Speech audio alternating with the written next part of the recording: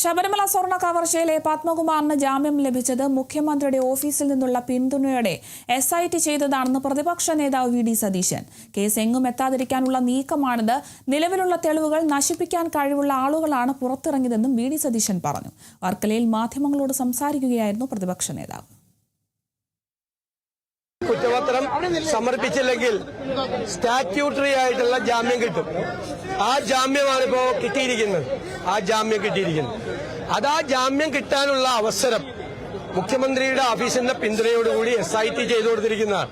ഇനി ഇവർ പുറത്തിറങ്ങിയാൽ എല്ലാ തെളിവുകളും നശിപ്പിക്കാനുള്ള രാഷ്ട്രീയ പിൻബലമുള്ള ആളുകളാണ് ഇപ്പൊ ജാമ്യത്തിൽ പുറത്തിറങ്ങുന്നത്. അവർക്ക് ജാമ്യത്തിൽ പുറത്തിറക്കാനുള്ള അവസരമാണ് ഉണ്ടാക്കി കൊടുത്തിരിക്കുന്നത്. എല്ലാ കേസിന്റെ പ്രസക്തിയും നഷ്ടപ്പെട്ട് ഉള്ള തെളിവുകൾ കൂടി ഇനി നശിപ്പിക്കും. അവരകത്തായിരുന്നപ്പോൾ തെളിവ് ശേഖരിക്കാൻ പറ്റില്ല. ഇനി അവർ പുറത്തായാൽ എന്തെങ്കിലും സാധ്യതകൾ തെളിവിന്റെ ഉള്ളത് മുഴുവൻ നശിപ്പിക്കപ്പെടും. ഈ കേസ് എങ്ങും എത്താതെ അവസാനിക്കുമെന്നുള്ള ഭയത്തിലാണ്.